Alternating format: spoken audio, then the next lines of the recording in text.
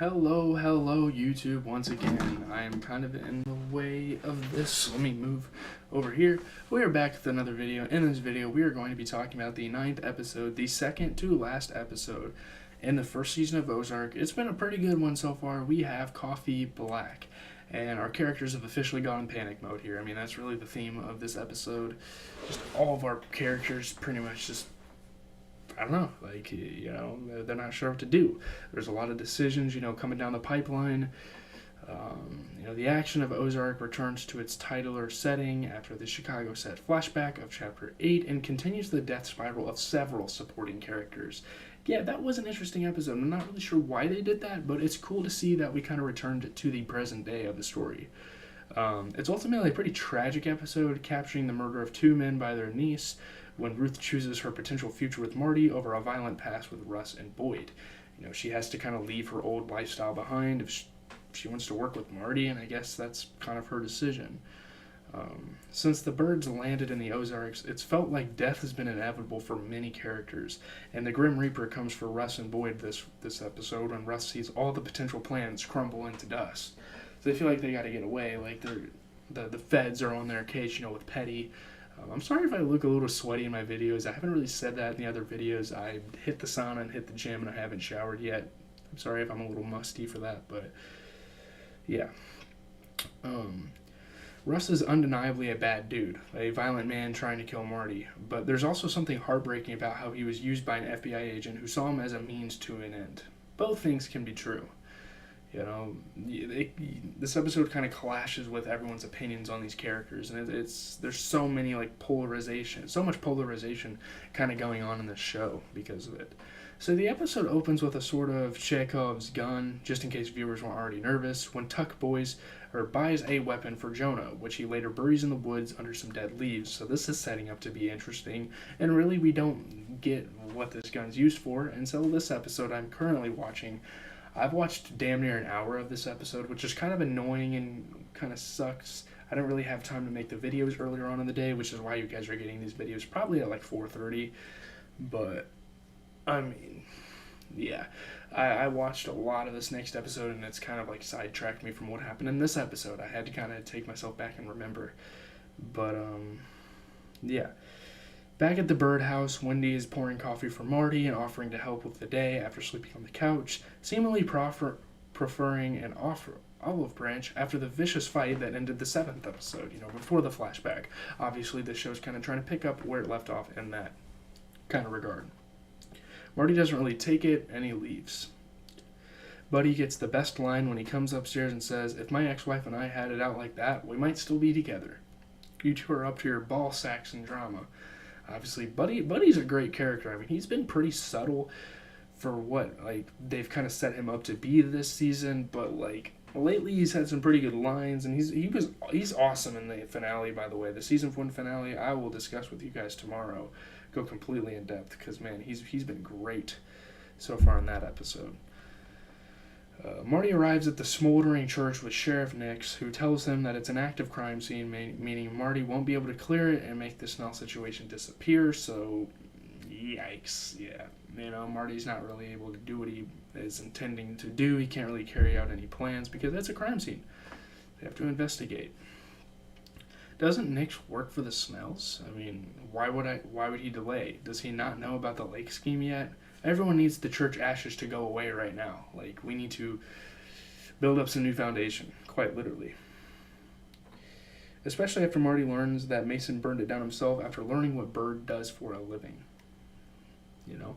I mean, it's pretty understandable why the hell he would burn the church down. He doesn't want to be represented, as faithful as a man as he is, and as good-hearted as a man as he is. He doesn't want to be represented by some fucking scummy businessman that's trying to pay off the cartel, Meanwhile, Agent Evans comes to talk to Wendy Bird, wondering why there's a Mexican enforcer blatantly following her. I mean, yeah, they turning up the heat, this is really getting the feds on them because it's bringing a lot of attention. When someone's getting tailed and you're kind of having some, skepticisms at the start, yeah. He offers one more life raft for witness protection, but she doesn't even consider taking it, which is kind of suspicious in itself, She pushes back, knowing the feds don't have enough to take her in or sell her out to the Mexicans. Evans is grasping at straws here. I mean, it's really pathetic how disorganized both Petty and Evans are in season 1 and how, like, shitty they have been at their job so far, to be honest with you. So the tragedy of Russ Langmore starts in a motel room scene between him and Petty, in which they talk about where they could go to create a life together as a couple. This is the episode he figures out that this FBI agent, Mr. Petty here, has been using him the entire time, and it's super tragic. Obviously, it's a big stab to the chest when this happens. Imagine where Russ is here, finally able to come out of the closet after a life of violently responding to his sexuality. It is interesting. I mean, he has it. There's an interesting kind of character study that is done on him in this season for what the scenes he's gotten. And then Petty drops a hammer. I'm an FBI agent, and I have you on conspiracy to commit murder. So if you don't pretty much throw someone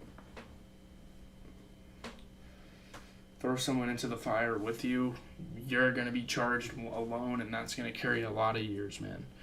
There's an impressively long pause as Russ processes how everything he dreamed has been just another lie, which is really fucked up, given the past of the Langmores and what these people have had to go through. It really sucks, man.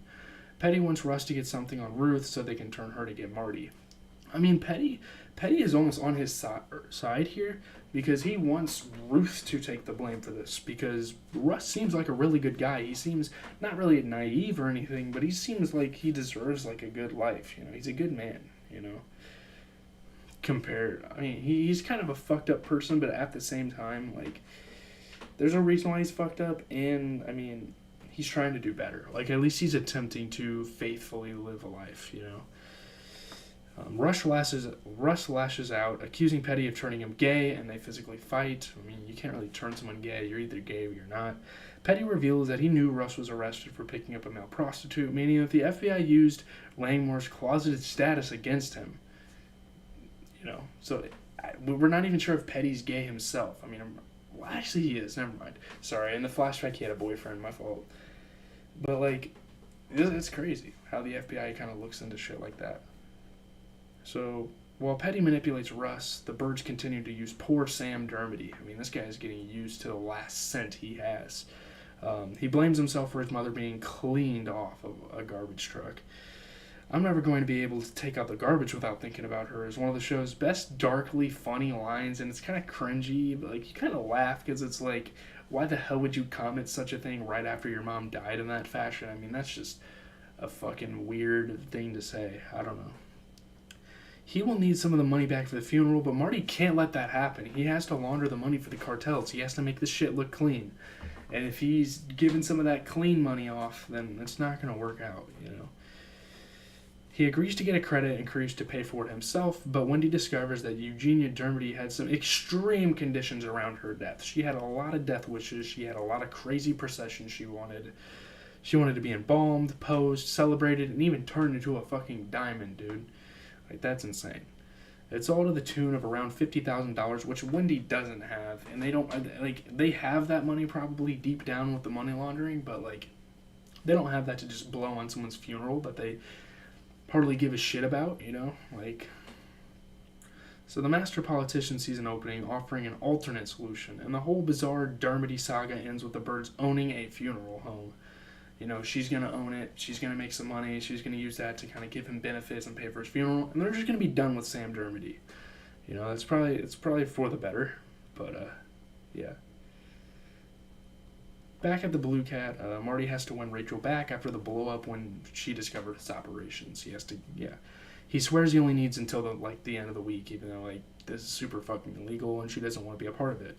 He leaves a message on Rachel's voicemail that threatens her life under the supposition that she could use it if they all got caught for money laundering. Like, he is so confident in himself, he's so confident in his money laundering abilities that he'd be willing to sacrifice himself for her, It's a good scene because it's not fully clear if Marty comprehends that faking a threat is still threatening. You're still threatening someone, but yeah, I don't know. Russ goes into action. Pushing hard on Ruth to get a further confession on tape. He demands to know if she will try to kill Marty again. He needs to know this so he can conspire. She can conspire for murder. It doesn't work. Petty uses Russ's affection for him as a weapon, handing him off to Evans as a handler. Petty's a pretty shitty person, really. He's not a good person. We kind of get that. Russ goes back in and wants to talk to just Ruth, sending the boys off to Steak and Shake. Great restaurant. I don't even know if I have that in my town anymore. Russ tries to force a confession again, and it fails miserably. Ruth is not going to be manipulated here. Ruth is too smart for that, and Russ knows he failed. He gets more desperate, telling Boyd that something has to happen tomorrow. They need to make something happen. They need to get the fuck out of here, because he's going to be he's going to be in trouble. He drops all the info on him, telling him he's been turned and they need to move. He orders Wyatt and 3 to start packing what's in the trailer, and Wyatt gets upset when he learns that Ruth isn't coming with them. I mean, Wyatt and Ruth have a really good relationship here in this series, and here we go. Russ is about to fuck it up. Not understanding Wyatt's connection with his cousin will be his biggest mistake, because Ruth senses something is very wrong when they hug later in the episode. Right there, that picture. She knows she has to make a decision. So, as she's processing everything on the Langmore compound, a truck pulls up at the Bird's place with money for them to wash. It's $50 million fucking dollars. Like, the cartel is just, boom, making it fucking rain on the Birds, and make sure this is clean, make sure this is, justified why we have all this money. That's way more than they have the operations to support right now, and so they need to wrap the cash and put it somewhere safe. So, in the process, they can kind of just get going with it.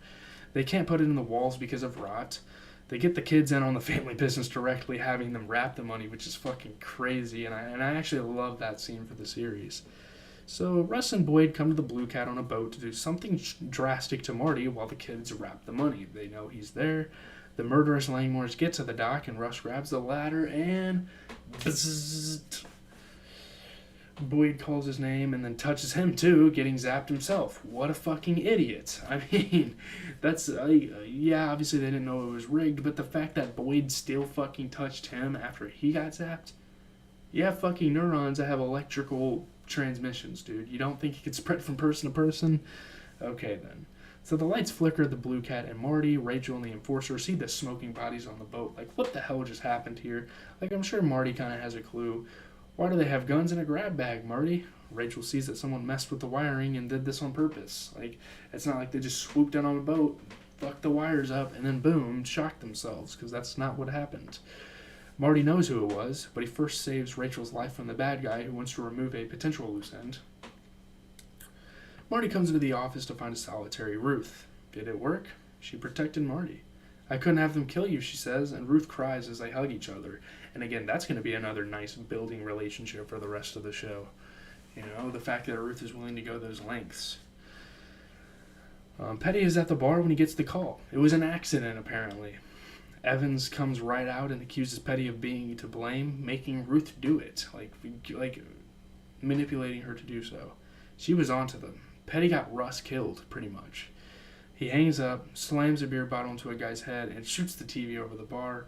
I mean, he probably won't be going back there. I don't think he's able to really have his face seen around there.